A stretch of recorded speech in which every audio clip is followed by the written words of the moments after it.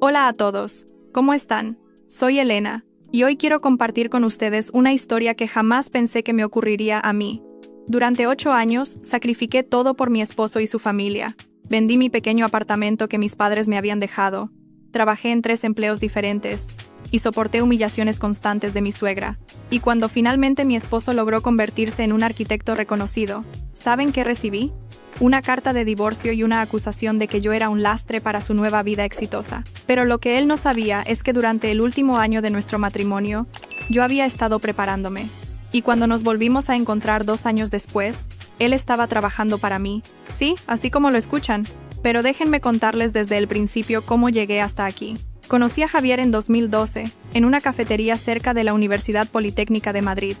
Yo tenía 26 años y trabajaba como diseñadora gráfica freelance. Él tenía 28 y estaba terminando su máster en arquitectura. Me enamoré perdidamente de él. Era apuesto, inteligente y hablaba con tanta pasión sobre sus proyectos que me hacía soñar. Me contó sobre su familia en Sevilla, su madre viuda que había criado sola a 3 hijos, y cómo él era el mayor y sentía la responsabilidad de sacar adelante a todos. Nos casamos 6 meses después, en una ceremonia sencilla en el ayuntamiento. Mi familia, aunque pequeña, estaba feliz por mí. Mis tíos, que me habían criado después de que mis padres fallecieran en un accidente cuando yo tenía 18 años, me dieron su bendición. Tenía un apartamento de 2 habitaciones en Malasaña que mis padres me habían dejado en herencia, y pensé que sería perfecto para comenzar nuestra vida juntos. Pero todo cambió cuando conocí a doña Pilar, mi suegra. La primera vez que la vi fue una semana después de la boda, cuando Javier me llevó a Sevilla. Recuerdo que estaba nerviosa, quería causar una buena impresión, llevaba un vestido bonito y había preparado un regalo para ella. Pero desde el momento en que abrió la puerta de su casa, supe que algo andaba mal. Me miró de arriba abajo con una expresión de ¿decepción? No, era algo peor, era desprecio. Así que tú eres Elena, dijo, sin siquiera saludarme. Javier me ha hablado de ti. Creí que serías diferente. No entendí qué quiso decir con eso hasta más tarde, cuando escuché a doña Pilar hablando con su hermana en la cocina. Yo había ido por un vaso de agua cuando escuché mi nombre. No entiendo qué vio Javier en ella, decía doña Pilar. Es tan ordinaria. Y encima diseñadora gráfica. ¿Eso qué es? No tiene un trabajo de verdad como médico o abogado. Mi hijo merece a alguien de mejor familia, con mejor posición. Pero bueno, al menos tiene ese apartamento en Madrid que heredó. Eso les servirá mientras Javier encuentra un buen trabajo. Me quedé paralizada en el pasillo. Sentí cómo las lágrimas comenzaban a brotar, pero me las tragué. No quería que Javier viera lo afectada que estaba. Los primeros 2 años de matrimonio fueron difíciles. Javier había terminado su máster, pero el mercado laboral en España estaba terrible después de la crisis. Mandaba currículums a todas partes, pero solo conseguía trabajos temporales mal pagados en estudios pequeños. Yo seguía trabajando como diseñadora, y aunque no ganaba una fortuna, podíamos sobrevivir con mi salario y nuestros ahorros. El problema era doña Pilar. Llamaba todos los días, y siempre había algo. Que necesitaba dinero para el médico de mi cuñado menor, que tenían que pagar la renta, que se había roto el calentador, y Javier, siendo el hijo mayor, sentía que era su deber ayudar. Mi amor, es solo por un tiempo, me decía, cada vez que le transferíamos dinero a su familia. Cuando consiga un buen trabajo en un estudio grande, podremos recuperar todo, pero ese trabajo nunca llegaba. Y mientras tanto, nuestros ahorros se iban agotando. En 2014, Javier llegó a casa con una noticia que cambiaría todo. Elena, tengo una oportunidad increíble, dijo con los ojos brillantes de emoción. El arquitecto Fernando Castillo está abriendo un estudio nuevo en Barcelona.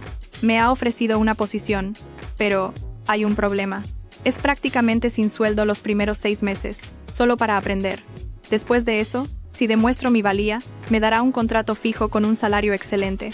Cariño, este es el arquitecto más prestigioso de España. Trabajar con él abriría todas las puertas. Miré a mi esposo. Realmente quería esta oportunidad. Podía verlo en su rostro.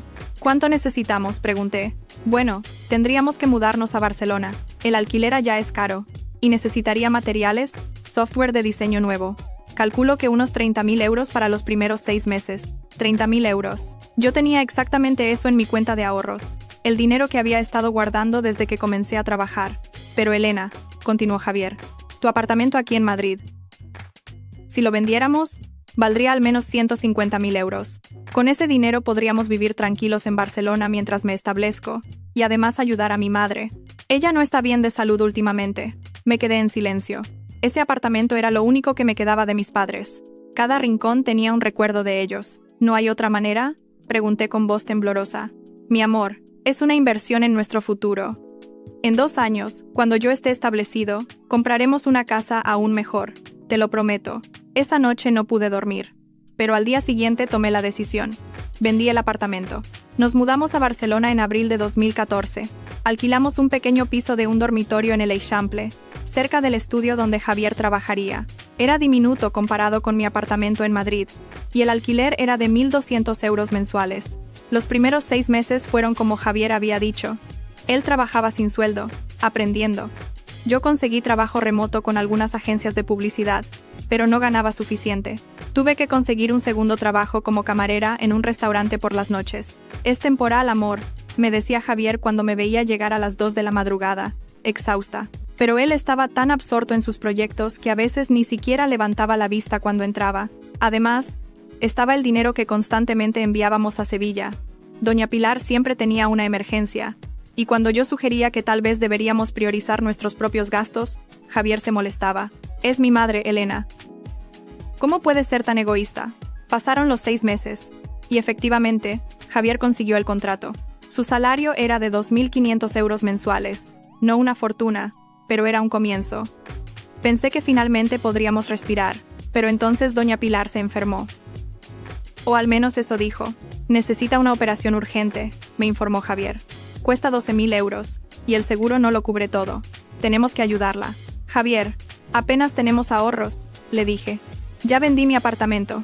Estoy trabajando en 2 empleos. Entonces, ¿qué quieres que haga? ¿Dejar que mi madre muera? Al final, pedimos un préstamo. 12.000 euros que tendríamos que pagar durante 5 años. Resulta que la operación urgente era una cirugía estética. Doña Pilar quería hacerse un lifting facial. Cuando lo descubrí por una conversación telefónica que escuché por accidente, me enfurecí. Javier, tu madre nos mintió, le reclamé. Pedimos un préstamo para una cirugía estética. ¿Y qué querías que hiciera, Elena?, respondió él, a la defensiva. Mi madre ha sufrido mucho en la vida. Si quiere sentirse bien consigo misma, ¿quién eres tú para juzgarla? Siempre has sido tan mezquina con mi familia. Esa fue la primera vez que me gritó. Me quedé sin palabras. Los años siguientes fueron una repetición del mismo patrón. Javier ascendía en el estudio. Sus proyectos ganaban reconocimiento, pero cada euro extra que ganaba desaparecía. En su familia siempre había una necesidad. Que si el coche de su hermano se descompuso, que si su hermana necesitaba dinero para la matrícula de la universidad, que si doña Pilar quería remodelar su cocina. Yo seguía trabajando en mis 2 empleos. Había engordado 10 kilos por el estrés y la mala alimentación. Comía sobras del restaurante la mayoría de las noches. No podía permitirme ropa nueva, así que usaba la misma ropa desgastada de años atrás. Había desarrollado insomnio y ansiedad, pero lo peor era cómo me trataban. Cuando visitábamos Sevilla, doña Pilar siempre encontraba la manera de humillarme. «Ay, Elena, te veo más gordita. ¿No te cuidas? Mira que Javier es un hombre guapo y exitoso ahora. Tiene muchas opciones», decía con una sonrisa falsa. «¿O sigues trabajando de camarera? Qué pena que no pudiste hacer algo más de tu vida». Menos mal que Javier salió adelante a pesar de todo. Y Javier nunca me defendía. Nunca. En 2019, Javier recibió una oferta para convertirse en socio junior del estudio. Era la oportunidad que había esperado durante años. Su salario aumentaría a 5.000 euros mensuales, más bonificaciones por proyectos. Estaba eufórico. ¿Ves, Elena? Te dije que valdría la pena. Ahora podremos tener la vida que siempre quisimos. Pero noté algo extraño. Javier comenzó a llegar tarde a casa. Decía que tenía reuniones con clientes, cenas de negocios. Comenzó a vestirse mejor, con trajes caros que yo no recordaba haber comprado. Usaba una colonia nueva y cara, y empezó a verme diferente, como si yo fuera un estorbo. «Elena, ¿por qué no te arreglas un poco?», me dijo un día cuando le pregunté si podíamos salir a cenar juntos por nuestro aniversario. «Estás descuidada. Me da vergüenza que te vean conmigo en los eventos del estudio». Me quedé helada. Después de 8 años de sacrificarme por él, de trabajar 2 empleos para mantener nuestro hogar mientras él perseguía sus sueños, de soportar a su familia, me dijo que le daba vergüenza. Esa noche, cuando Javier se durmió, revisé su teléfono. Sé que está mal, pero algo en mi interior me decía que algo no estaba bien. Y encontré los mensajes. Cientos de mensajes con una tal Sofía, una ingeniera que trabajaba en el mismo estudio. Los mensajes databan de meses atrás. Eran íntimos, coquetos, había fotos. Me senté en el baño con el teléfono temblando en mis manos. Las lágrimas corrían por mi rostro, pero no hacía ruido. No quería despertarlo, porque en ese momento, algo cambió dentro de mí. No sentí tristeza, sentí rabia. Una rabia fría y calculadora. Al día siguiente, actué como si nada hubiera pasado, pero había tomado una decisión. No le diría nada, no todavía. Recordé una conversación que había tenido meses atrás con mi amiga Marta. Ella trabajaba en una startup de tecnología que estaba buscando una diseñadora creativa con experiencia en branding. Me había ofrecido el puesto, pero el salario inicial era bajo y las horas eran intensas. Había rechazado la oferta porque necesitaba el dinero del restaurante. Pero Marta me había dicho algo. Elena, si aceptas, en 6 meses te convertirías en socia. La empresa está a punto de despegar. Hemos conseguido inversión de capital riesgo. Llamé a Marta esa misma tarde. ¿La oferta sigue en pie?, pregunté. Siempre, respondió ella. Pero Elena, es un trabajo duro. Vas a tener que dedicar muchas horas. Lo tomaré. No le dije nada a Javier. Renuncié al restaurante, pero le dije que me habían despedido.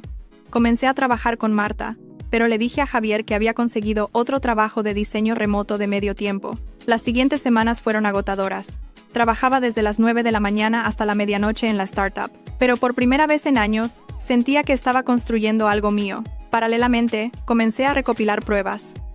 Tomé fotos de todos los mensajes de Javier con Sofía. Accedí a nuestras cuentas bancarias y descubrí algo que me dejó en shock.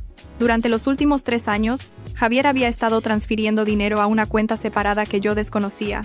No eran cantidades grandes, 200 o 300 euros por mes, pero sumaban más de 20.000 euros. También descubrí que había comprado un coche nuevo a su nombre, un BMW que jamás me había mencionado, y que había alquilado un pequeño apartamento para usarlo como oficina, según decía en los correos que encontré. Pero los registros telefónicos mostraban que Sofía había estado visitando esa dirección regularmente. Contacté a un abogado en secreto. Le expliqué la situación. Señora, me dijo, usted tiene un caso muy sólido para el divorcio, el ocultamiento de bienes, la infidelidad comprobada. Pero le recomiendo que espere un poco más. Mientras más evidencia tenga, mejor. Esperé. Y mientras esperaba, algo increíble sucedió con la startup. Nuestra aplicación de diseño colaborativo explotó. En 3 meses, teníamos 50.000 usuarios. En 6 meses, 500.000. Los inversores estaban peleándose por poner dinero en la empresa. Y como socia fundadora con el 20% de las acciones, de repente tenía un patrimonio de, bueno, bastante dinero. Pero seguí viviendo como antes. Seguí usando mi ropa vieja. Seguí tomando el metro. No le dije nada a Javier. Y entonces llegó el día. Era marzo de 2020, justo antes de que comenzara la pandemia. Javier llegó a casa más temprano de lo usual. Me senté en el sofá, esperando. Sabía lo que venía. Elena, tenemos que hablar, dijo con voz seria. Claro, respondí calmadamente. ¿De qué? Sacó unos papeles de su maletín. Creo que esto no está funcionando. Nuestro matrimonio. Hemos crecido en direcciones diferentes. Yo he progresado en mi carrera. ¿Y tú? Bueno, tú sigues siendo la misma camarera de siempre. Mereces estar con alguien de tu nivel. Y yo merezco estar con alguien que pueda acompañarme en mi nueva vida. Miré los papeles. Era una demanda de divorcio. ¿Alguien como Sofía?, pregunté tranquilamente. Se puso pálido. ¿Cómo? ¿Sabes qué es lo gracioso, Javier?, dije. Y mi voz era hielo puro. Durante 8 años, te aguanté todo. Vendí el apartamento que mis padres me dejaron. Trabajé 2 empleos mientras tú estudiabas, y después mientras te establecías. Soporté las humillaciones de tu madre. Mandamos mi dinero, mi herencia, a tu familia mientras yo comía sobras. Y ahora que finalmente tienes éxito gracias a todo lo que yo sacrifiqué, me vienes a decir que ya no soy suficiente para ti. Elena, no es así. Firma los papeles, le interrumpí. Yo también quiero el divorcio, pero hazlo a través de mi abogado. Le di una tarjeta. Ah, y una cosa más. Ese BMW que compraste y ese apartamento de oficina que tienes con Sofía, deberías haberlo declarado en nuestros bienes matrimoniales. Eso se llama ocultamiento de bienes, y en España es un delito en procesos de divorcio. Su rostro se puso rojo. ¿Me estás amenazando? No, solo te estoy informando. Nos vemos en el juzgado. Esa noche, hice mi maleta y me fui. Me mudé temporalmente con Marta mientras buscaba un lugar propio. El proceso de divorcio fue brutal. Javier contrató a un abogado caro, pero mi abogada, una mujer brillante llamada Mercedes, era mejor. Presentamos toda la evidencia, los mensajes con Sofía, los registros bancarios del dinero ocultado, el BMW, el apartamento. Pedimos la mitad de todos sus bienes, incluyendo su participación en el estudio de arquitectura. Javier estaba furioso. Llamó a doña Pilar, y ella me llamó a mí. «¿Cómo te atreves, miserable?», gritaba por teléfono. «Mi hijo te dio todo, te sacó de la nada, y ahora quieres robarle lo que con tanto esfuerzo construyó». «Doña Pilar», la interrumpí fríamente. «Yo vendí mi apartamento. Yo trabajé 2 empleos.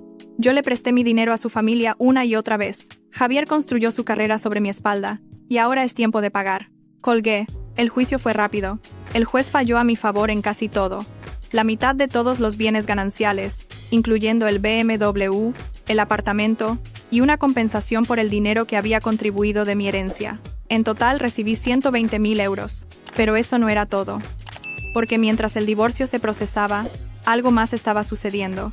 La startup fue adquirida por una empresa de tecnología norteamericana por 30 millones de euros. Mi 20% de las acciones se convirtió en 6 millones de euros. 6 millones de euros. Pero no le dije nada a nadie. Absolutamente a nadie. Desaparecí. Literalmente. Cerré mis redes sociales. Cambié mi número de teléfono.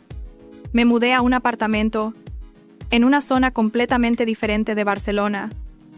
Marta era la única que sabía dónde estaba. Durante 2 años invertí ese dinero sabiamente. Compré 3 apartamentos que alquilé. Invertí en acciones. Y lo más importante, fundé mi propia agencia de branding y diseño digital. Contraté a los mejores diseñadores, desarrolladores y estrategas de marketing. En un año, teníamos clientes como Zara, Mango y varios startups importantes. Nuestra reputación creció rápidamente. Ganamos premios internacionales. Y entonces, en 2022, recibí una solicitud interesante. El estudio de arquitectura donde Javier trabajaba necesitaba un rebranding completo. Su imagen estaba anticuada y querían modernizarse para atraer clientes más jóvenes. El proyecto valía 200.000 euros. Le dije a mi directora de cuentas que aceptara el proyecto.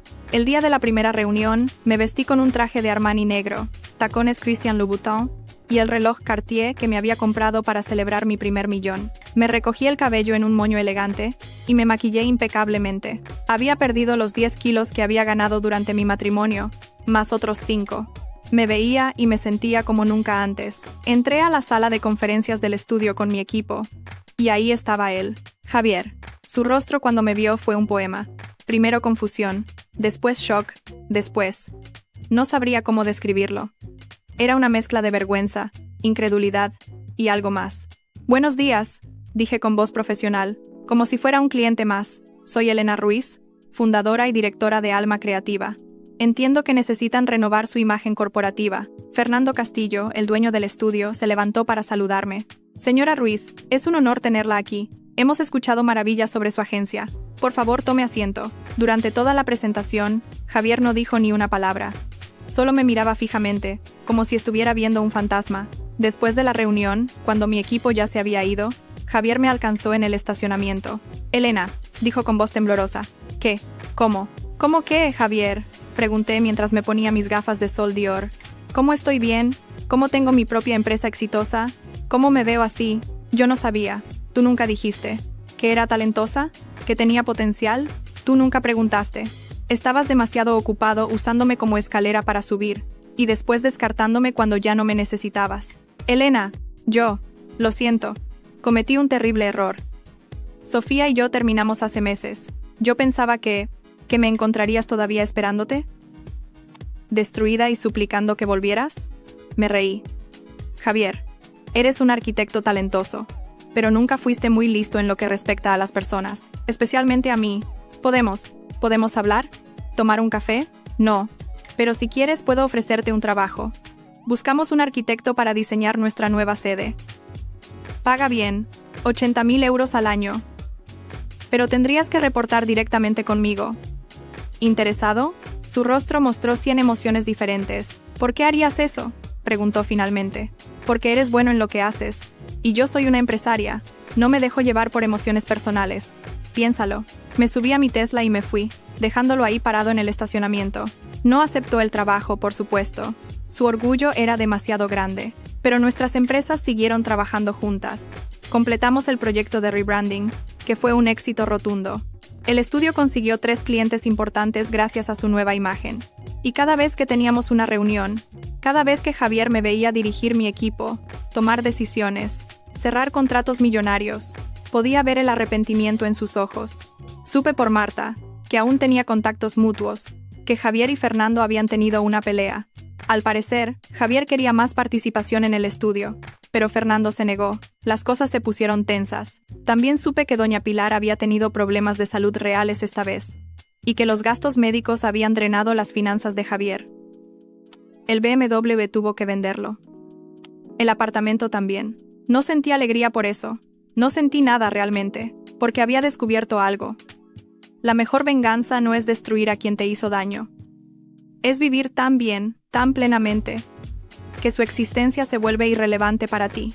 Hoy, 3 años después de nuestro divorcio, dirijo una de las agencias de diseño más exitosas de España. Tengo 40 empleados, oficinas en Barcelona y Madrid, y estamos expandiéndonos a Lisboa. Estoy saliendo con un hombre maravilloso, un profesor de literatura que me hace reír y me trata como una reina. Compré un apartamento precioso en San Gervasi con vista al Tibidabo. Y lo más importante, recuperé a mí misma. La Elena que había enterrado durante 8 años de matrimonio. La creativa, la ambiciosa, la fuerte. Hace un mes, recibí un email de Javier. Decía: Elena, sé que no merezco ni siquiera que leas esto, pero necesito decirte que lo siento. Fui un imbécil, un aprovechado, un ciego. No valoré lo que tenía hasta que lo perdí.